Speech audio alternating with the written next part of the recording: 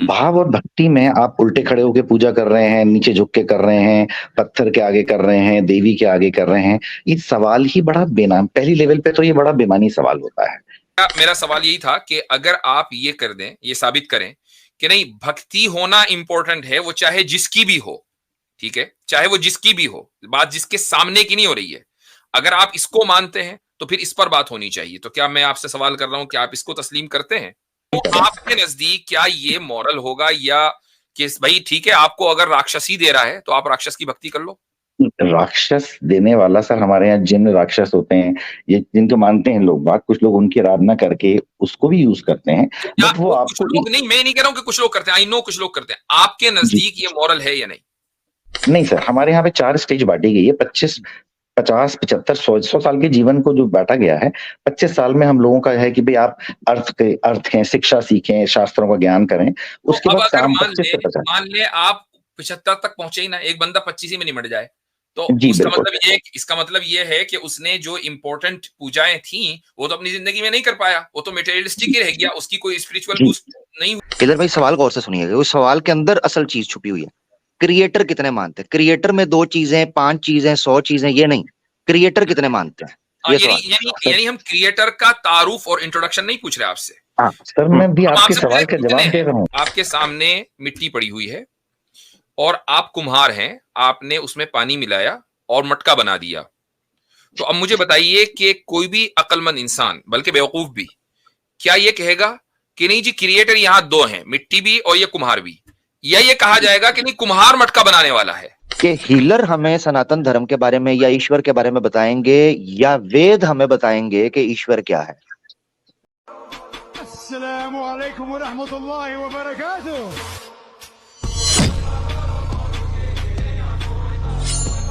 अच्छा जी, हीलर साहब। नमस्कार सर।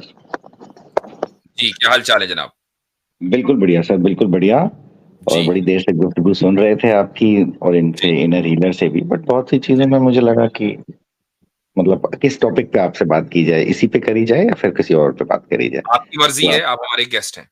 सर वैसे देखिए, दो जैसे दो दो टॉपिक्स हैं आज, ये तो आप बात कर सकते हैं इजराइल पैलेस्टीनियन इशू पर, हाँ सर, मैंने उस पे और भी डिस्कस किया था और इस पे भी, दोनों पे हम बात कर सकते हैं आपसे। जी मुख्तसर मुख्तसर दोनों पर कर लेते हैं। जी फरमाइए। ठीक है सर। पहली बात तो सर, ये जो बात हो रही थी कि ये मूर्ति पूजा गलत होती है या सही होती है, सबसे पहली बात तो ये होती है सर, देखिए सनातन के अंदर, मैं सनातनी हूँ इसलिए उसकी पर्सपेक्टिव में आपसे बात करूंगा। जी सनातन के अंदर सर भक्ति, ज्ञान, योग और कर्म, इन 4 चीजों पे फोकस होता है और भक्ति के अंदर पूजा आती है सर। जी तो मेन भाव होती है सर भक्ति। भक्ति आप काले पत्थर के ऊपर करें, काले लिंग की फोटो देख के करें, किसी देवी की देवता पे करें, या काबा को देख के करें, या किसी दीवार के आगे खड़े होके करें, इट इज, पहला तो सवाल ही बड़ा, ये बड़ा मूर्खतापूर्ण है सर मेरी निगाह में। मैं अपने पॉइंट रखता हूँ, आपके एंगल से नहीं। ये सवाल ही बड़ा मूर्खतापूर्ण लगता है, क्योंकि पूजा सलात का जो मतलब है वो भाव और भक्ति से होता है सर। भाव और भक्ति में आप उल्टे खड़े होके पूजा कर रहे हैं, नीचे झुक के कर रहे हैं, पत्थर के आगे कर रहे हैं, देवी के आगे कर रहे हैं। ये सवाल ही बड़ा पहली लेवल पे तो ये बड़ा बेमानी सवाल होता है, क्योंकि अगर आपके अंदर भाव नहीं है तो आप अल्लाह को करते रहें, खुदा राम को करें, कृष्णा को, it is useless and immaterial. तो भक्ति के अंदर सर सबसे पहली चीज दी जाती है कि भाव।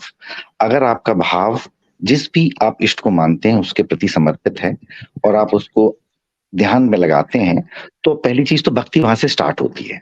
नंबर 2, आपका पॉइंट था कि क्या मूर्ति पूजा पहले या फिर पहले हम इसी पॉइंट को ले लेते हैं, भक्ति वाले को, ताकि फिर हाँ, बीच में बिल्कुल जो है वो बिल्कुल कन्वर्सेशन बिल्कुल लॉस ना हो बिल्कुल जाएगा। बिल्कुल। आपने कहा भाई भक्ति जो है वो इम्पोर्टेंट है। अब इससे कोई फर्क नहीं पड़ता कि आप किस चीज के सामने भक्ति कर रहे हैं, दीवार के सामने, दरख्त के सामने, के पत्थर के सामने, वगैरह वगैरह, ठीक है। देखिए क्वेश्चन यहाँ पर ये नहीं है कि आप भक्ति किस चीज के सामने कर रहे हैं, क्वेश्चन ये है कि किसकी कर रहे हैं, ठीक सर है। तो इसमें भी एक पॉइंट है। चीज के सामने और किसकी में फर्क। हीलर भाई उनको बिल्कुल इंटरप्ट ना बिल्कुल सर, कीजिएगा, आपका हमने सवाल आपको है। इसके तसल्ली से अलावा सुना एक है। और चीज है सर, हीलर भाई, किस हीलर लिए भाई, कर रहे हैं, हीलर ये भी भाई, एक बड़ा इंपॉर्टेंट हीलर सवाल है। भाई, हीलर भाई सुन लें। आपको उन्होंने इंटरप्ट नहीं किया, हमने किसी ने भी नहीं किया, हमें भी बड़ी आपत्ति थी आपके पॉइंट्स पर। कंप्लीटली उनको सुन लीजिए। Thank you. जी ठीक सर। तो नहीं, मेरा मेरा सवाल यही था कि अगर आप ये कर दें, ये साबित करें कि नहीं भक्ति होना इंपॉर्टेंट है, वो चाहे जिसकी भी हो, ठीक है, चाहे वो जिसकी भी हो, बात जिसके सामने की नहीं हो रही है। अगर आप इसको मानते हैं तो फिर इस पर बात होनी चाहिए। तो क्या मैं आपसे सवाल कर रहा हूं कि आप इसको तस्लीम करते हैं?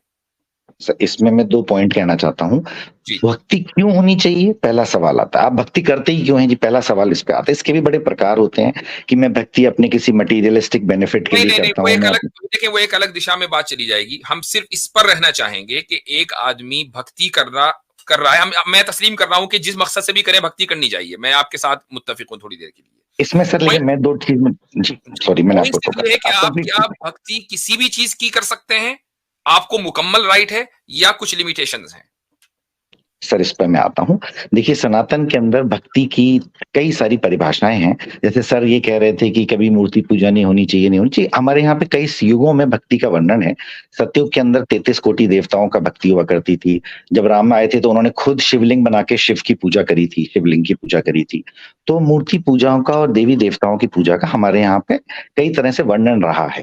कहीं पे और इस इससे कलयुग के इनकार नहीं अंदर है मेरे भाई, इससे इनकार नहीं है कि आपके यहाँ उसका सबूत मिलता है या नहीं मिलता, इससे इनकार नहीं।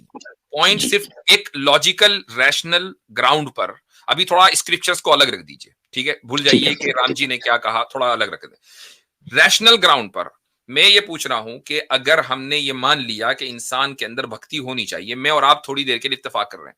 अब सवाल यहां पर ये होता है किसकी भक्ति होनी चाहिए? क्या किसी की भी हो सकती है, या कुछ लिमिटेशंस उस पर होनी चाहिए कि नहीं इसकी हो सकती है, उसकी नहीं हो सकती, या बिल्कुल किसी सर। की भी हो सकती है? देखिए सर, इसमें क्या है सर, देखिए हमारा जो मानना है कि जो ये निज़ाम है ईश्वर का, वो ईश्वर ने बड़े एंगल्स में जैसे एक समझ लीजिए एक सरकार का निज़ाम होता है, उसमें एक मिनिस्टर होते हैं, एक हेल्थ मिनिस्टर हैं, वॉर मिनिस्टर हैं, हर तरह के डिपार्टमेंट्स बँटे हुए हैं। तो हमारे यहाँ पे ये माना जाता है कि जब आप पहले मटेरियलिस्टिक लाइफ़ को जी रहे हैं और आप उसके अंदर थोड़ा परेशान होते हैं, कुछ रिक्वायरमेंट्स होती हैं, तो आप उसमें कुछ देवी-देवताओं की भक्ति करते हैं। उसका हमारे यहाँ ऋग्वेदा में भी आवाहन का प्रोविज़न है। और अगर सपोज़ हमारे को लड़ाई पे लड़ने जाना है, जैसे हमारे यहाँ राजा लड़ाई करा करते थे, तो उनको शक्ति की ज़रूरत हुआ करती थी, तो वो शक्ति की देवी की आराधना करके उसकी पूजा करते थे। उस वक़्त उन्हें मोक्ष की प्राप्ति की इच्छा नहीं होती थी, ना उन्हें जन्नत जाना था, ना स्वर्ग नरक में जाना मैं था। इसी सवाल को यहाँ लेता हूँ। देखिए मेरे सवाल जी, का अभी तक जवाब नहीं मिला, लेकिन चले हम आगे बढ़ते हैं। आप ये कह रहे हैं कि जैसे गवर्नमेंट ने एक सिस्टम बनाया हुआ है, अलग-अलग मिनिस्टर्स हैं, एब्सोल्यूट, ठीक है? एब्सोल्यूट। मसलन हम मोदी सरकार को ले लेते हैं कि भाई उसमें एक डिफेंस मिनिस्टर है, एक उसमें इंटीरियर मिनिस्टर है। तो ये जो मिनिस्ट्रीज अलग-अलग हुकूमत के अंदर क्रिएट होती हैं, वो इसीलिए होती है ना कि भाई एक बंदा जो हुकूमत को लीड कर रहा है, जिसको आप प्राइम मिनिस्टर कह रहे हैं, वो सारे काम नहीं कर सकता। तभी तो उसने मिनिस्टर्स बनाए हैं इतने सारे। भाई वही अगर डिफेंस भी देखे, वही इंटीरियर सिक्योरिटी भी देखे, वही एक्सटर्नल अफेयर्स भी देखे, वही फूड डिस्ट्रीब्यूशन भी देखे, वही फाइनेंस भी देखे, तो वो कैसे करेगा काम? तो वो तो लीड नहीं कर सकता। इसलिए डिपार्टमेंट बन गए ना अलग-अलग। जी, कुछ बात में इसमें इत्तेफाक रखता हूँ। तो अब मुझे एक बात बताएं कि क्या क्रिएटर को, कि जो ऑल पावरफुल है, ऑमनीपोटेंट है, क्या हम उसको ऐसा समझ रहे हैं इंसानों की तरह कि जिसके पास लिमिटेड पावर है? अगर हम ऐसा नहीं समझ रहे सर, हैं तो ये तो फॉल्स इक्विवेलेंस है ना? नहीं, नहीं सर, नहीं। आपने इक्विवेलेंस जो दिया, वो हमने एक एग्ज़ाम्पल लिया था, उसी एग्ज़ाम्पल को लेके आगे आपकी बात करते हैं।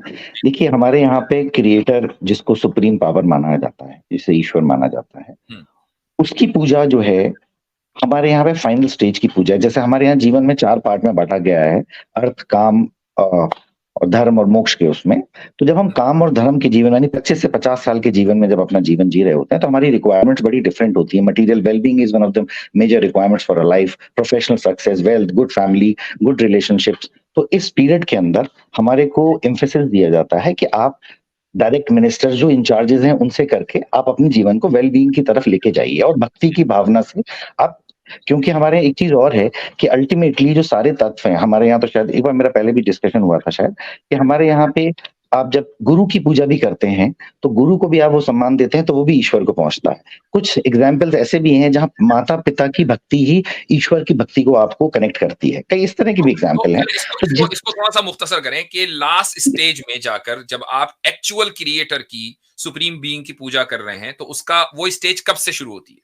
सर, सुप्रीम बीइंग की पूजा नहीं होती। मैं आपको यहाँ पे भी बताना चाह रहा हूँ। जो सुप्रीम बीइंग है, हमने ये माना कि जो निज़ाम है, वो जो जिस गवर्नेंस से रन हो रही है, उसमें सब कुछ बटे हुए हैं। सुप्रीम बीइंग इज़ हमारी चेतना का जो विस्तार है, उसके लिए सबसे अच्छी पूजा हमारे यहाँ बताई जाती है। पूजा से मतलब वो नहीं होता कि उसके सुप्रीम बीइंग की मैं फिर उसको भी आराधना चढ़ाऊँ, फल चढ़ाऊँ, द बिकॉज़ सुप्रीम बीइंग से कनेक्ट होने का मतलब होता है जब हम लास्ट स्टेज में आते हैं अपनी लाइफ में, जब हम अपने को स्पिरिचुअली कनेक्ट करते हैं, जब मेरे लिए कोई मटेरियलिस्टिक रिक्वायरमेंट कम से कम होती है। जैसे मीरा हमारे यहाँ एक एग्जाम्पल रही थी, वो कनेक्ट हुई तो उस स्टेज पे उन्होंने कृष्ण की भक्ति में अपने को, उनकी कोई डिमांड नहीं थी। तो लास्ट जीवन स्टेज का मतलब एंड ऑफ लाइफ?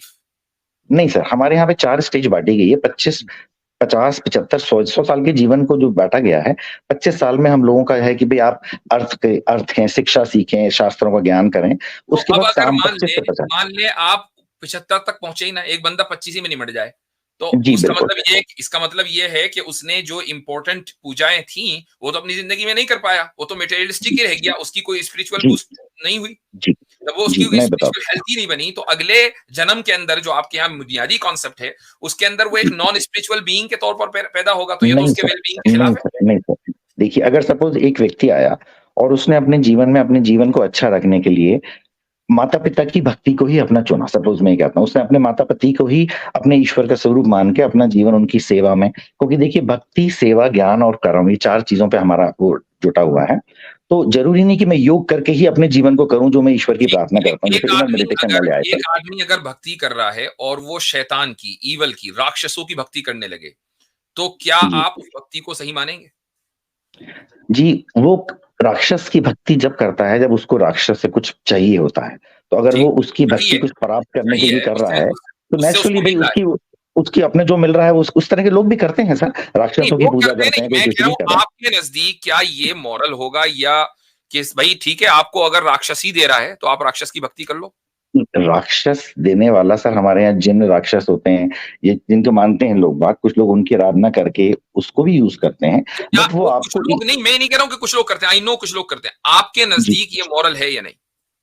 सर ईश्वरी तत्व की पूजा करना, वो हमारे लिए मॉरल है, ना कि आपने राक्षसी तत्व की अब पूजा देखें, अब करना। आपने कहा कि भाई हमारी बुनियाद जो भक्ति पर है, भक्ति आप चाहे पत्थर की करो, चाहे आप दीवार की करो, दरख्त की करो, जी, भक्ति करना है। तो अगर मैं इसी को बुनियाद बनाकर ये कहूं कि एक आदमी अगर राक्षस की भक्ति कर रहा है, शैतान की भक्ति कर रहा है, ईवल की भक्ति कर रहा है, अब आप उसको फिर मॉरल नहीं इमोरल नहीं कह सकते, फिर वो मॉरल होगा, क्योंकि वो आदमी तो भक्ति कर सर रहा है।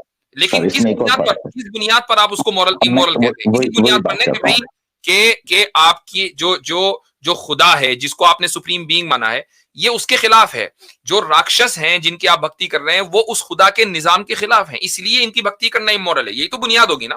सर इसके अलावा अगर आप मैं कहता हूँ सपोज आप खुदा की भक्ति करते हैं, सुप्रीम गॉड की भक्ति करते हैं और आप उसके बाद बम फोड़ने चले जाते हैं अगले दिन, तो वो भक्ति का क्या है सर? वो भी वही बेकार हो, क्योंकि आपकी नहीं, भावना, आपकी नहीं, इच्छा ही अलग है। आपने ये चीज पूजा तो आपने खुदा की करी है। डाइवर्ट आप कर दिया मसला। ये आपने नहीं, नहीं, नहीं, डाइवर्ट नहीं कर सर, दिया। मैं नहीं, बताता नहीं, हूँ मैं आपको देखिए कैसे डाइवर्ट किया भक्ति आपने। और भाव सुन जाइए, भाव सुन जाइए, भक्ति और भाव। सुन लीजिए। मैं आपको बहुत पेशेंस से सुन रहा हूँ। देखिए, एक आदमी खुदा की भक्ति करता है और उसके बाद खुदा के खिलाफ बम फोड़ने चला जाता है, तो वाकई उसकी भक्ति का कोई फायदा नहीं है। एक आदमी खुदा की भक्ति करता है और इंसानों के खिलाफ बम फोड़ने चला जाता है, तो उसने खुदा की भक्ति में कमी नहीं की। हाँ, यह अलग बात है कि इंसानों के खिलाफ उसने जो बम फोड़ा है, तो खुदा उसको सजा देगा, लेकिन खुदा की भक्ति में कोई कमी नहीं आई। उसने बम जो है खुदा के खिलाफ नहीं फोड़ा है। आप जो कर रहे हैं वो ये कि सुप्रीम बीइंग की हम एक तो पूजा ही नहीं करते, और अगर आप पूजा कर भी रहे हैं तो फिर रोजाना की बुनियाद पर उस सुप्रीम बीइंग के खिलाफ बम भी फोड़ रहे हैं, और फिर ये कहते हैं कि भक्ति के अंदर कोई फर्क नहीं पड़ा। सर आपकी बात का एग्जाम्पल देता हूँ। एक आदमी राक्षस की पूजा करता है और वो मानवता की भलाई के लिए निकल पड़ता है। सपोज उससे जो शक्ति अर्जित हुई वो मानवता की भलाई के लिए निकल पड़ा। तो अल्टीमेटली भक्ति का भाव क्या है? सबसे मैंने आपसे शुरू में कहा था तो यानी भक्ति आप ये कह किसकी कर रहे रहे हैं हैं, कि और भाव एक बहुत इंपॉर्टेंट चीज एक ईवल के और जरिए आप आप लोगों की भलाई कर सकते हैं, आप ये कह रहे हैं? सर मैं शक्ति की बात कर रहा हूँ। आप देखिए पूजा नहीं, करते हैं, नहीं, नहीं, नहीं, आज भाई आप देखिए, पूजा क्यों कर रहे हैं? राक्षस को राक्षस ईवल की वजह से कहा जाता है ना, तो वो ईवल तो आपको ईवल देगा, वो आपको भलाई नहीं तो सर, देगा नहीं। देखिए सर, आप खुदा को पूजा कर रहे हैं या किसी ईश्वर की पूजा कर रहे हैं या राक्षस की पूजा कर रहे हैं, पहले तो आपका भाव क्या है? क्या आप उसको किसी के डिस्ट्रक्शन के लिए यूज़ करना चाह रहे हैं कि मुझे ऐसा एटम बम दे दे जिससे मैं सबके जाके फोड़ दूँ, या मुझे कोई ऐसी बेल्ट दे दे जिसके जाके मैं फट जाऊँ? और अब उसमें हर आदमी का मिशन होता है कि भई मैं दूसरों को मारने जा रहा हूँ, भले ही मैं किसी भी कॉज़ के लिए मारने जा रहा हूँ। तो उसने ईश्वर से भी अगर पूजा करके ये काम किया तो वो गलत है, और अगर राक्षस से भी पूजा करके अगर उसने कहा कि ये मानवता बिल्कुल की एक भलाई अलग करूँगा टॉपिक तो है। ये गलत हमारे यहाँ भी है कि अगर आपने गलत नीयत से, मैं कहता हूँ, एक मिसाल दे देता हूँ आपको। एक आदमी हज पर गया, आपको पता है। है जी, हज एक मुकद्दस इबादत है, लोग जाते हैं, ठीक है? जी, एक आदमी हज पर इसलिए गया कि लोग मुझे हाजी जी कहेंगे, हाजी साहब कहेंगे, अल्लाह ताला के लिए नहीं गया। तो भाई उसका हज जो है काबिल कबूल नहीं है। गया वो वहीं, सारे काम उसने वही किए जो एक आम आदमी कर रहा है, लेकिन चूंकि नियत उसकी, जिसको आप भाव कह रहे हैं उसको हम नियत बोलते हैं, नियत उसकी खिलाफ, उसकी गलत थी, लिहाजा उसको उसका कोई रिवॉर्ड नहीं मिलने वाला। ये तो इस पर कोई इख्तलाफ नहीं हमारा और आपका। पॉइंट सिर्फ ये है कि जो भक्ति है वो उसी की होनी चाहिए कि जिसने हमें क्रिएट किया है, हमें और आपको क्रिएट किया है। फिर इधर किसने क्रिएट किया है, वो एक है या दो है, मल्टीपल है, ये बड़े सारे सवाल हैं सर। अच्छा, तो मैं आपके नजदीक ये भी कहना सवाल है कि क्यों होनी चाहिए, आपके नजदीक एक है या दो हैं क्रिएटर? सर हमारे को दुनिया में अभी मैंने अपनी जितनी जीवन देखा, मुझे कोई भी क्रिएशन एक से होता हुआ दिखा नहीं आज तक। फॉर एग्जाम्पल ले लेता हूँ सर, एक एग्जाम्पल लेके समझा देता हूँ कि मैं अगर एक मटका भी बना रहा हूँ अगर, तो उस मटका को बनाने के लिए मुझे उस मटके की मिट्टी की जरूरत पड़ेगी, यानी एक पदार्थ की जरूरत पड़ेगी, और मेरी चेतना यानी कॉन्शियसनेस उसको एक रूप देगी। तो मैंने अपने जीवन में कोई क्रिएशन एक के थ्रू नहीं देखा। मैंने ये देखा कि एक क्रिएशन आप इसको बोलते हैं? क्रिएशन की डेफिनेशन क्या है सर? क्रिएशन की डेफिनेशन आप कुछ भी ले लीजिए, किसी भी चीज को। क्रिएशन की एक ही डेफिनेशन है। आप जो कंफ्यूज कर रहे हैं वो ये कि आपने क्रिएशन और ट्रांसफॉर्मेशन इन दोनों को एक कर दिया। भाई एक मिट्टी को मिट्टी में पानी डालकर मैंने उसको मटका बनाया ना, तो मिट्टी को मैंने ट्रांसफॉर्म कर दिया, एक नई शक्ल दे दी। ये एक इंसान को इख्तियार दिया गया है, लेकिन सवाल यहां पर ये होता है कि उस मिट्टी और पानी को किसने क्रिएट किया?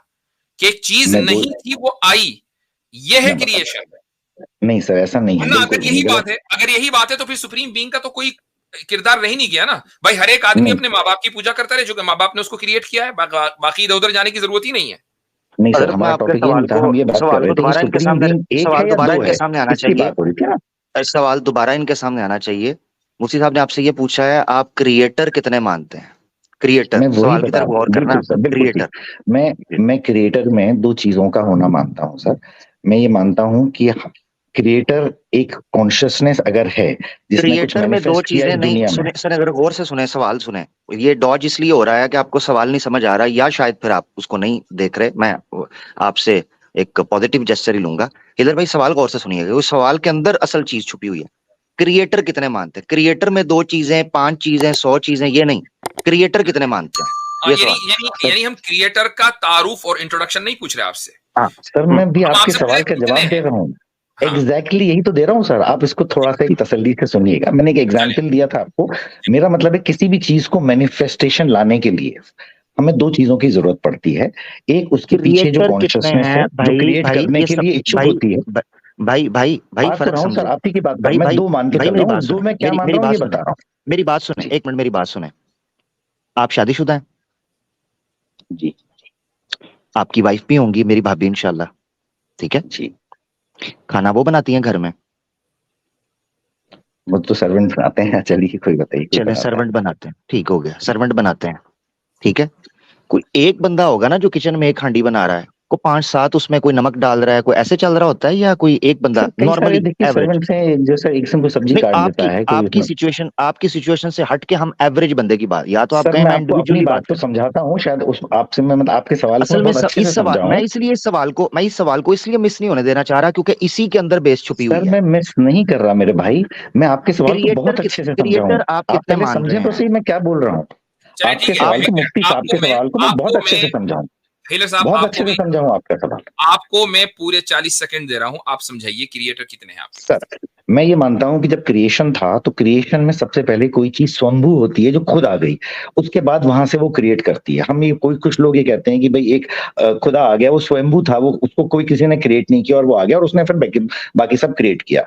हम इस चीज को नहीं मानते सर। सनातन में हमारे यहाँ पे सांख्या के अंदर ये माना जाता है कि एक क्रिएशन के लिए, इस फिजिकल क्रिएशन में भी दो लोग लगते हैं हर जगह, एक लगता है मटेरियल और एक लगता है कॉन्शियसनेस। हमारे यहाँ पे दो चीजों को स्वयंभू माना गया है, एक जो कि चेतना है, जो एक फर्स्ट स्वयंभू चेतना जिसे हम सुप्रीम कॉन्शियसनेस कहते हैं, और एक जो सुप्रीम मटेरियल है अंदर, डार्क मैटर कह लीजिए, जिसके बाद सारा मटेरियल बनना चालू हुआ, जिसको हम प्रकृति यानी देवी के रूप में मानते हैं। अब हम ये मानते हैं कि जब क्रिएशन हुआ तो उससे पहले दोनों ही सुषुप्त अवस्था में थे। देयर वाज समथिंग लाइक कि मैटर कुछ बनना चाहता था लेकिन उसके पास चेतना नहीं थी, और चेतना कुछ बनाना चाहती थी लेकिन उसके पास मैटर नहीं था, और दोनों ही स्वयंभू थे।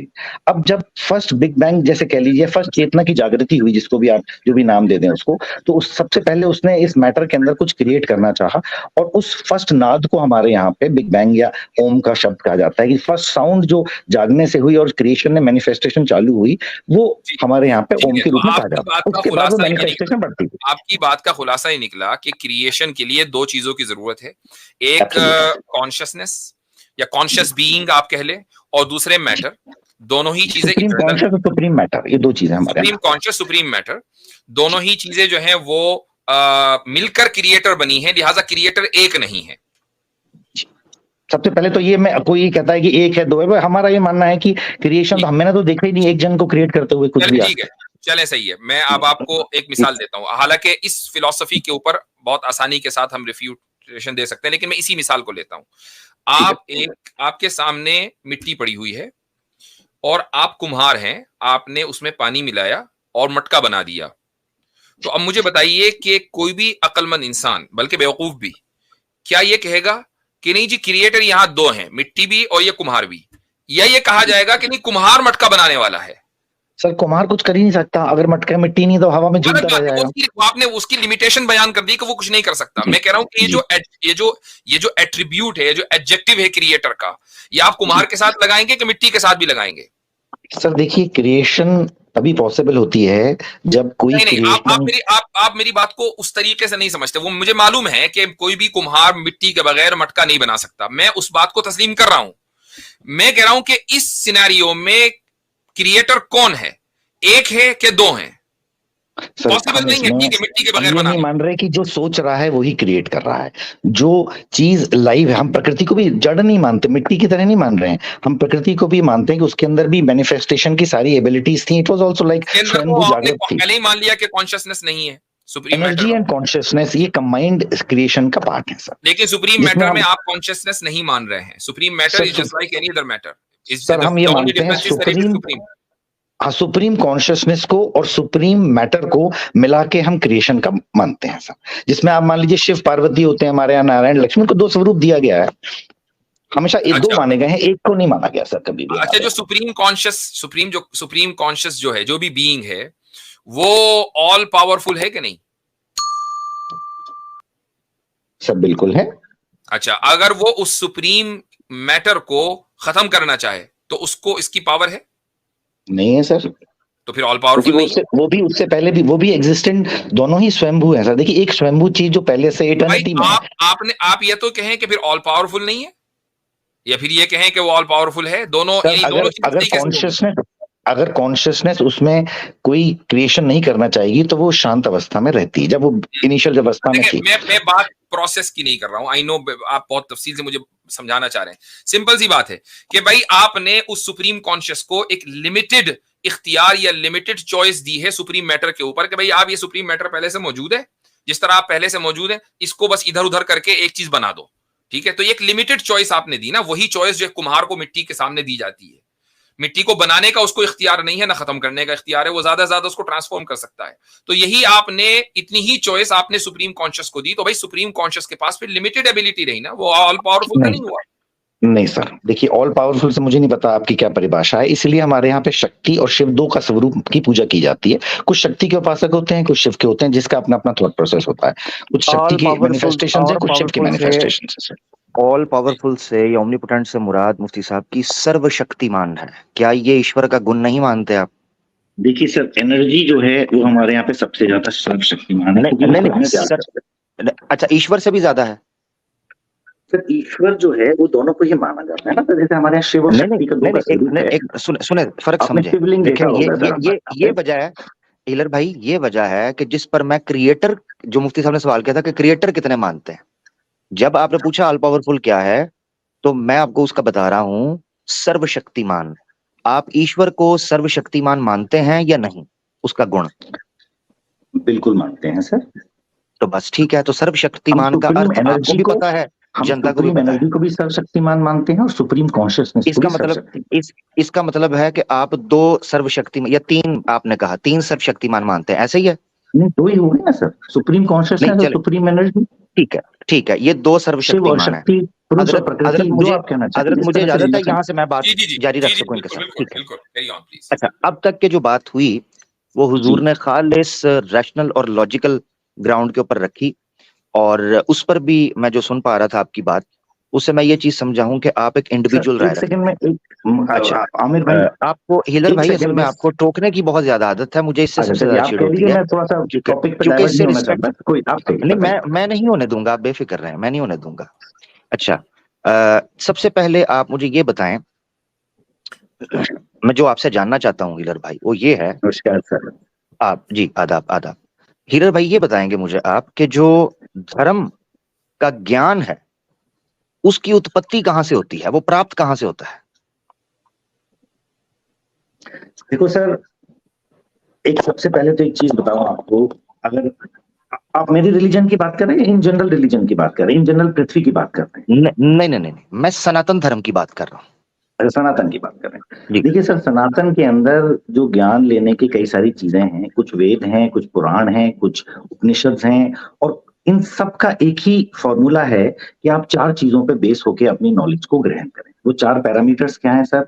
सबसे पहले कर्म, एक सनातनी का सबसे पहले होता है कि वो कर्म पे विश्वास रखता है। दूसरा, ज्ञान पे उसकी आस्था होती है। तीसरा, भक्ति भाव से वो अपने जीवन को बताता है। और चौथा होता है योग।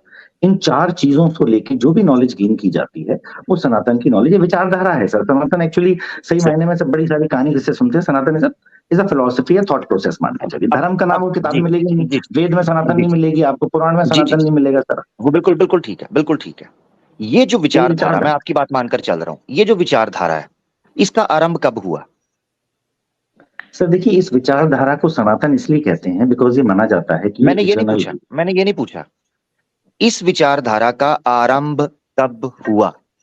सर देखिए, जो डॉक्यूमेंटेड हमें मिलता है वो सतयुग में मिलता है, आज से काफी हजार साल पहले, 4800 को तो सतयुगी पीरियड डिफाइन किया गया है। मतलब जो भी अपने लिटरेचर में मैं आपके लिए आसान कर देता हूं, मैं आपके लिए आसान कर देता हूं, ठीक है, आसान कर देता हूं। वेद से पहले ये विचारधारा मौजूद थी?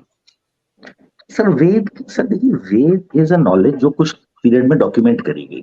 वेद की जो नॉलेज थी वो अनडॉक्यूमेंटेड तो सबसे पहले सतयुग में थी, और उसके अंदर जब ये नॉलेज दी जाती थी तो ये बताया जाता था कि इसमें 33 कोटि देवी देवता थे हमारे, जिसमें मैं आपसे पूछना चाह रहा हूँ, मुझे डिटेल्स, माशाल्लाह मुझे डिटेल्स आप दे रहे हैं, आप काफी नॉलेज वाले हैं, मगर मैं ना प्रिसाइजली उस सवाल के साथ स्टिक रहना चाह रहा हूँ।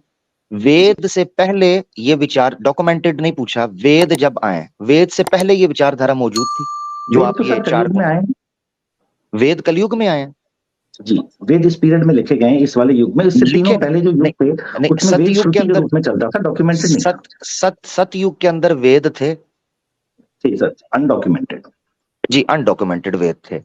इसका मतलब ये है जी, ईश्वर के प्रकाशित मानते हैं वेदों को आप? प्रकाशन तो अभी हुआ ना सर, नॉलेज का, ये नॉलेज जो थी वो ईश्वरी नॉलेज थी सर। ईश्वरी नॉलेज ही कह लें आप। ईश्वर के प्रकाशित का मतलब ये है कि ईश्वर ने इनका प्रकाश विद्वानों के ऊपर डाला, इल्यूमिनेट किया, एनलाइटन कर दिया उनको। अब मैं आपसे ये जानना चाहता हूँ कि इसका मतलब ये है कि जितनी फिलॉसफी विचारधारा फूटी है वो वेद से फूटी है, आरंभ वहां से हुआ है? नहीं, देखिए सर, ऐसा नहीं। देखिए, एक बात समझिए, मैं इसमें आपको टोकूंगा सर। देखिए सर, वेद में केवल 4 तरह की नॉलेज है। देखिए, पहले ऋग्वेद है, उसमें हिम्स हैं जो कि 33 कोटि देवताओं के प्रेजिंग के लिए। सेकंड में हमारे यहाँ पे यजुर्वेद है, जिसके अंदर प्रीस्ट के लिए हिम्स और प्रैक्टिस करने मैं असल में देखें ये मेरे लिए इररेलेवेंट डिटेल इसलिए हो जाएगी, मैं फोकस ये कर रहा हूं कि जिस विचारधारा को आप सनातन धर्म के नाम पर हमारे सामने रख रहे हैं, क्या वेद में उनका कोई लिंक हमें मिलता है या नहीं? क्योंकि वेद तो सृष्टि के आरंभ में मौजूद है, मनुष्य के सबसे पहले। नहीं,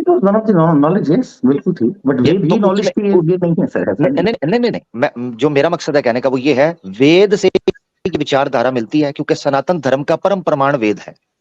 परम प्रमाण सर, वेद परम प्रमाण है, ये बिल्कुल आप किसने कह दिया? ये मनुस्मृति ने कहा है।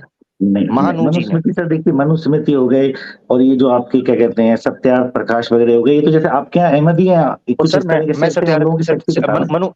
सत्यार्थ प्रकाश की बात मैंने की ही नहीं, मैं मनुस्मृति किसकी है सर? ये डॉक्यूमेंटेड किताबें अभी कलयुग में लिखी गई हैं। जी, आप कलयुग कह रहे हैं। मनु जी का समय कब है? कौटिल्य का अर्थशास्त्र और मनीशास्त्र एक ही टाइम के करीब करीब है सर, ये अभी लिखे हैं करीब करीब 100-150 साल पहले। अब मैं ये जानना चाह रहा हूँ कि जो 4 चीजें आपने रखी हैं, अभी मैं इस चीज पर नहीं आ रहा कि क्रिएटर के बारे में जो आपने चीजें रखी हैं, क्योंकि मैं जानना चाहता था कि हीलर हमें सनातन धर्म के बारे में या ईश्वर के बारे में बताएंगे या वेद हमें बताएंगे कि ईश्वर क्या है, ये जानना जो नॉलेज मैं आपको बात बता रहा हूँ, अगर आप ऋग्वेद के अंदर उपनिषद के पार्ट में जाएंगे, ऋग्वेद के अंदर भी 4 पार्ट हैं सर, आपको पता ही होगा, आप तो ज्ञानी हैं काफी, आपने नॉलेज मुझे लगता है काफी है आपके पास। तो उसके अंदर जो हमारे उपनिषद हैं, उसके अंदर सर पूजा के बियॉन्ड जो हमें 4 चीजों पे धर्म को आधारित करने के लिए कहा गया है, वो 4 चीजें आपको बताई मैंने। गीता में भी उसका वर्णन है। उपनिषद जो है वो वेद, उपनिषद जो है वो वेद का पार्ट ही नहीं है। मैं तो संहिता की बात कर रहा हूँ, मैं वेद के जो संहिता ओरिजिनल मंत्र हैं उनकी बात कर रहा हूँ। संहिता सर तो मंत्र है, उसमें क्या करोगे, वो तो आपको पूजा करने के लिए, जैसे आप नमाज पढ़ रहे हैं, सलाद पढ़ रहे हैं, उसका ही अर्थ है ना आगे जो निकलता है। तो मैं ओरिजिनल टेक्स्ट की या ओरिजिनल उस ज्ञान की बात कर रहा हूँ जहां से ये परंपरा या विचारधारा शुरू हुई। बात तो एक मान के चलिए, जब टेक्स्ट धरती पे आ गया तो वो उतना ओरिजिनल कभी नहीं रहता। देखिए हमारा मानना है, आपका नहीं मानना होगा, आपके हिसाब से जो होगा। हमारे यहाँ पे जब मैनुअल इंटरवेंशन हो जाता है, श्रुति से जब उसको आप लिपि में लेके आ गए हैं, तो कहीं ना कहीं उसमें एक माइनर मैनुअल इंटरवेंशन हो जाता है। तो इसीलिए हमारे यहाँ पे विवेक को इस्तेमाल करके कहा गया है कि हर चीज को आप विवेक के इस्तेमाल से करिए। ज्ञान का एक पिलर बड़ा स्ट्रॉन्ग है सर, बिना ज्ञान के सारी किताबें। मैं समझ पाया हूँ, जबरदस्त आपकी बात से जो मैं समझ पाया हूँ वो ये है, अगर आपकी जो बात है उससे मैं समझ पाया हूँ कि जो वेद इस वक्त हमारे सामने मौजूद है, इनमें इंटरवेंशन और फैब्रिकेशन हो चुकी है। सर मैं दुनिया की किसी भी किताब जो आदमी ने आपने लिखी है, मैं आपसे जो मैं आपसे पूछ रहा हूँ उसको फोकस करके बता दें। देखिए सर, हो चुकी है, यही मैं सही समझाऊं?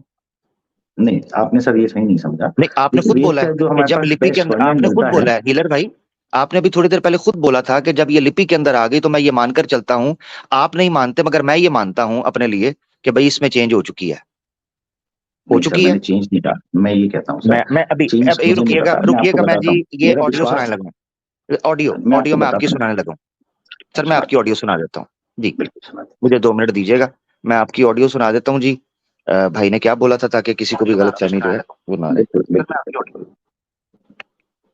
कभी नहीं रहता, लेकिन हमारा मानना है, आपका नहीं मानना। ये देखिएगा जी, ओरिजिनल उस ज्ञान की बात कर रहा हूँ जहां से ये परंपरा या विचारधारा शुरू हुई। बात तो मान के चलिए, जब टेक्स्ट धरती पे आ गया तो वो उतना ओरिजिनल कभी नहीं रहता, लेकिन हमारा मानना है, आपका नहीं मानना होगा, आपके हिसाब से जो होगा। हमारे यहाँ पे जब उतना ओरिजिनल नहीं रहता, ठीक है जी, आपने ये जुमले बोले तो यानी इसका मतलब ये है कि जो वेद इस वक्त हमारे पास मौजूद हैं ये ओरिजिनल नहीं है।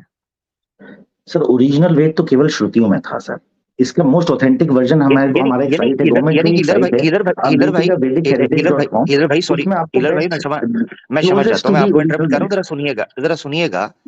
ओरिजिनल तो श्रुतिज के अंदर मौजूद था, इस वक्त जब लिख दी गई लिपि के अंदर ये मौजूद नहीं, ऐसे ही है ना? नहीं सर, मौजूद नहीं है, उसका क्लोजेस्ट वर्जन जो है वो वैदिक हेरिटेज के साइट पे है, बड़ी सारी किताबें छपती हैं, क्लोजेस्ट है, ओरिजिनल नहीं है, ऐसे ही है सर। ओरिजिनल तो केवल श्रुति ही थी ना सर। अब नहीं मेरा मुराद नहीं, मैं आपके मुंह से सुनना चाह रहा हूँ, नहीं है ना ये ओरिजिनल, आप बोल दें नहीं है। जो वेद इस वक्त हमारे पास मौजूद हैं वो ओरिजिनल एज इट इज जैसे श्रुति में थे नहीं है सर। खाली कोई भी स्क्रिप्चर जो आदमी ने लिख सर, मैं वेद की बात, हीलर भाई मैं वेद की बात कर रहा हूँ जी, नहीं है एज इट इज जैसे ओरिजिनल थे, श्रुति के जैसे हैं ये मुझे नहीं पता। नहीं आपको नहीं पता। आमिर भाई और हीलर साहब, मैं थोड़ा सा इंटरप्ट करूंगा, गुफ्तगू जो है वो क्लोज कर लेते हैं। हाँ, बहुत दूर चलेंगे, इसको 2 मिनट में निपटा लें। ठीक सर, ये वाला पॉइंट तो है सर, हम उस पॉइंट पे आ जाते हैं, बिकॉज़ ये तो जी मैं असल में इसमें ये जो बेस में बात कर रहा था 2 मिनट में निपटा लें, 2 मिनट में निपटा लेते हैं जी। अच्छा हीलर भाई, ये अभी क्रक्स निकल कर आ गया आपकी तरफ से, एक पॉइंट जो बड़ा इंपॉर्टेंट है कि वेदास अपनी ओरिजिनल फॉर्म के अंदर नहीं है, जब से लिपि के अंदर है, श्रुति की फॉर्म में अपनी ओरिजिनल जो टेक्स्ट हमारे सामने है। जी ठीक है, कोई बात नहीं, वही बात है, 2 मिनट इसी में लग जाएंगे, मैंने आगे बात करनी है, 2 मिनट इसमें लग जाएंगे। अच्छा, अब मैंने ये चीज आपसे जानने की कोशिश करनी है इन वेदास, क्योंकि देखें जो उपासना कांड है या इवन कर्म कांड, ये वेद के सब्जेक्ट्स के अंदर से उनके विषयों में है, ऐसे ही ना 4 बड़े विषय हैं जो वेद जिनको डिस्कस करता है, जिनमें कर्म कांड भी और उपासना और कर्म कांड, ठीक है। उपासना उसके अंदर है। पूजा की अभी बात चल रही थी मूर्ति पूजा के वाले से, कोई वेद का एक प्रमाण, अगर आप वेद में मूर्ति पूजा, इतनी लंबी बात आप मुझसे करें तो एक लाइन में क्लोज कर देता हूँ। वेद में कोई मूर्ति पूजा का वर्णन नहीं है। मैं उसी इसीलिए मैं आने लगा वेद में। जी आप क्या कह रहे हैं जी, दोबारा बोलिएगा। आपका ये कहना था कि आप मुझे इतनी लंबी बात इसीलिए करना चाह रहे थे ना कि क्या मूर्ति पूजा वेद में है कि नहीं, ये पूछना चाह रहे थे। अगर आप हिलर भाई मेरे सवाल का तुरंत जवाब दे देते तो इतनी लंबी वाकई बात ना होती। जी बता दीजिए मूर्ति पूजा कि वेद में मूर्ति पूजा का कोई जिक्र नहीं है। आप तस्दीक कर रहे हैं ना हिलर साहब? पहले भी बताया था आपको मैंने कि इसका जो वर्णन है सर हमारे आपको पता चलेगा मैंने इतनी लंबी बात क्योंकि अगर आप मुझे मौका देंगे अपनी बात। आप ये कह रहे हैं कि वेद में मूर्ति पूजा का वर्णन नहीं है, ऐसे ही है? ठीक समझाऊं? जी हाँ, उन्होंने यही कहा। हमारे यहाँ पे उन्होंने यही कहा है, यही कहा है। बस ठीक है, अब ये देखें इसलिए बात लंबी होती है। आप हाँ या ना में बताएं जो आपने बोला, फिर मुझे ऑडियो सुनानी पड़ती है। मुफ्ती साहब वेद के अंदर जी नहीं है, लेकिन नहीं है, जरा सुन ले, जरा सुन जी, बट मूर्ति बना के करना है एक का वर्णन नहीं सर। इसमें दो चीजें सर, मेरी एक बात क्लोज जाने आपके बात को। इसमें एक देवता का पूजा का वर्णन नहीं है वेदों के अंदर। इसमें 33 कोटि 33 प्रकार के देवी देवताओं का पूजन है। उसमें वो जो देवी देवता है, देवी देवता का भी है, इसमें एक सुप्रीम देवी देवता के अर्थ के ऊपर बात करेंगे कि देवता किससे कहते हैं उसके अर्थ के ऊपर बात करेंगे। मगर अभी ये हमें निकल कर आया कि मूर्ति पूजा का वर्णन नहीं है। अब मैं सवाल रखने लगा हूं, हीलर भाई, जब द क्लोजेस्ट हमारे पास बुक मौजूद है जो ईश्वर का ज्ञान माना जाता है वेद की शक्ल के अंदर, जो विद्वानों को दिया गया, उनके पर प्रकाशित किया गया, एनलाइटन किया गया, उसमें अगर मूर्ति पूजा का ये टोक रहे हैं मुझे उसमें अगर मूर्ति पूजा का वर्णन नहीं है तो इसीलिए सनातन धर्म का जो परम प्रमाण वेद है, जब उसमें मूर्ति पूजा का वर्णन नहीं है, मुझे नहीं समझ आती कि मूर्ति पूजा इसके बाद फिर इसका मतलब है इंटरजेक्ट की गई, इंपोर्ट की गई।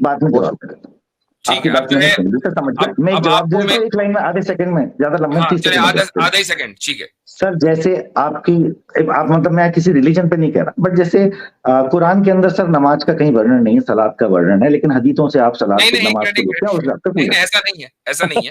कुरान में नमाज का नमाज तो तर्जुमा है ना, सलात का तर्जुमा है। सलात है ना सर। अब सलात तो कैसे की जानी है? सलात नमाज को तो कहते हैं। पूजा कैसे की जानी है? हाथ नाफे के ऊपर बांधना है, नीचे बांधना है, कैसे? नमाज उसका ट्रांसलेशन है भाई। एक मिनट। सलात का ट्रांसलेशन है, सलात का ट्रांसलेशन है नमाज। तो ये कंफ्यूज ना करें कि नमाज का जिक्र नहीं है। और यही वजह है अब आप सुन लीजिए ना मेरी बात। यही वजह है कि अगर आप अरबों में चले जाएंगे, उनसे पूछेंगे नमाज, तो उनको समझ भी नहीं पाएंगे कि क्या बात हो रही है, क्योंकि वो उर्दू या फारसी नहीं बोलते हैं। सुन लीजिए, ये सिर्फ ट्रांसलेशन है। आपको अरबों के सामने अगर बात करनी है तो आपको सलात का लफ्ज ही बोलना पड़ेगा। अब ये कि कैसे करनी है, अब मैं आपको बता देता हूँ। कुरान में रुकू का भी जिक्र है, कुरान में क़याम का, यानी खड़े होने का भी जिक्र है, कुरान में सजदे का भी जिक्र है, कुरान में अल्लाहु अकबर का भी जिक्र है, कुरान में यानी तस्बीह का भी जिक्र है। सारी चीजें दूसरी मैं बताता हूं, इनका मसला हल होने लगा है। सुनेंगे जी मैं करता हूं, मैं ऊपर नीचे हाथ करवाता हूं उसका हाथ। इधर भाई मुझे सुनेंगे, इधर भाई सुनेंगे, आप सुनेंगे तो आपको पता चलेगा क्या है जी। हम कुरान में सलात का जिक्र मानते हैं और उसी समय पर नबी पाक सल्लल्लाहु अलैहि वसल्लम ने उसको प्रैक्टिकली कर दिखाया है, जबकि मूर्ति पूजा का एग्जैक्टली ना मूर्ति पूजा का जिक्र वेद के अंदर है और ना मूर्ति पूजा उस समय पर होती थी। आपने खुद माना। आमिर भाई आपकी बात का जवाब दे देता हूँ। हमारे यहाँ पे रामायण में रामचंद्र जी ने खुद ही वैदिक पीरियड के अंदर शिव जी की मूर्ति स्थापित करके उनकी पूजा करी, शिवलिंग। वैदिक पीरियड कितना लंबा था? भाई दो चीजों में फर्क समझे। हमारे यहाँ सुन लेना जरा, फर्क समझे। वैदिक पीरियड कितना लंबा है? चलें बताएं आप, कितना लंबा वैदिक पीरियड? सर वैदिक कोई पीरियड ही नहीं है अभी। चलो हमारे यहाँ वैदिक पीरियड और आप कह रहे हैं वेद पीरियड नहीं है। सर 4 पीरियड हैं सर। ये देख लें आप इधर भाई आपने एक स्टेटमेंट दिया कि वैदिक पीरियड में राम जी ने स्थापना की मूर्ति की। चलो इनको भी ले लें। हजरत इनको इतना फ्लेक्सिबल ग्राउंड देते हैं। हीलर भाई इतना फ्लेक्सिबल आपको ग्राउंड देने लगा हूं। सुन ले। आपको इसमें भी मैं फ्लेक्सिबल, आपको ओपन हम ग्राउंड दे देते हैं, कोई बात नहीं। इन्होंने वैदिक पीरियड कहा और उसको बाद में समझाने के लिए 4 युग रखे। ठीक है, कोई बात नहीं। मैं आपसे जानना चाहता हूं, वेद किस युग के अंदर आए? सर वेद तो कलयुग में आए, मतलब यार मैं कलयुग में अच्छा वैसे पूछ रहे हैं तब आए थे सर। वेद की जो नॉलेज है वो इटर्नल है। हिंदुइज्म का पूरा मुकद्दमा ही खत्म हो गया यार। ये कमाल। वेद विद्वानों पर, ऋषियों पर कब प्रकाश किया गया उनका? सतयुग में से सर। जबरदस्त, सतयुग। श्री राम ने जो स्थापना आप कह रहे हैं मूर्ति, श्री राम कौन से युग में आए? श्री राम जी उसके बाद द्वापर युग में आए। तो द्वापर युग में मूर्ति पूजा नहीं होती थी, 33 कोटि देवताओं की पूजा होती थी। जबरदस्त, मसला हल हो गया युग में भी। तो सतयुग और द्वापर युग में कितने युगों का फर्क है? एक युग का फर्क है। एक युग के बाद 2 युग और आए, त्रेता, और उसके बाद एक युग। सतयुग कितने साल का है सर? अप्रोक्सीमेटली 1400 ईयर्स का बता है। अप्रोक्सीमेटली इसका कोई वो नहीं है कि डॉक्यूमेंटेशन, बट आप डिवाइड करेंगे 13,000 साल को। हम 1400 ईयर्स मान के आपकी बात इधर भाई। कितने 4800 साल, 4800 साल, 4800 ईयर्स का फर्क है। वेद आ रहे हैं सतयुग में, श्री राम आ रहे हैं द्वापर युग में। 4800 साल के बाद जाकर मूर्ति पूजा का आरंभ होता है, अकॉर्डिंग टू हीलर भाई जो इन्फॉर्मेशन उन्होंने दी है।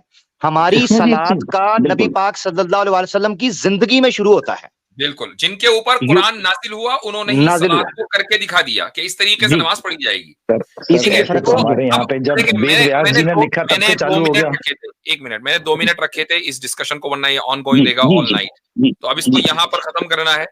तो आप पॉइंट पे बताइए सर, जिस पॉइंट पे आपका डिस्कशन चल रहा था, तो आमिर भाई से डिस्कशन हो गया इस पे। नहीं, वो उसकी आधा डिस्कशन मेरे साथ हुआ, आधा आमिर भाई के साथ हुआ है। हमने ये चीज वेद व्यास जी ने जब वेद व्यास को उतारा, सुन लीजिए, आमिर भाई मैं यही क्लोज कर रहा हूँ। अब जो बात हो गई वो बिल्कुल खुलकर वाजे होकर सामने आ गई है। अब लेट द पब्लिक डिसाइड कि उनको समझ में आया कि नहीं आया। ठीक है, अच्छा वैसे हीलर भाई, I'm just asking, curious कि आपका प्रोफेशन क्या है? What do you do by profession? मैं एक बिजनेसमैन हूँ सर। मेरा एक डॉक्टर भी, मेरा हॉस्पिटल भी है, और मेरे का एक कंपनी। चले, अच्छा मैंने वो इसलिए पूछा कि आप गालिबन सुप्रीम कोर्ट के बाहर की आपकी डीपी है, वो जो डीपी आपने लगाई हुई है, वो एक्चुअली प्रेसिडेंट हाउस गया था। अच्छा, वो छोटा सा था, वो इसलिए पता नहीं चल रहा था। ओके, ठीक है, चलें जी, ठीक है, बहुत अच्छा लगा आपसे। Nice talking to you, brother. Thank you so much.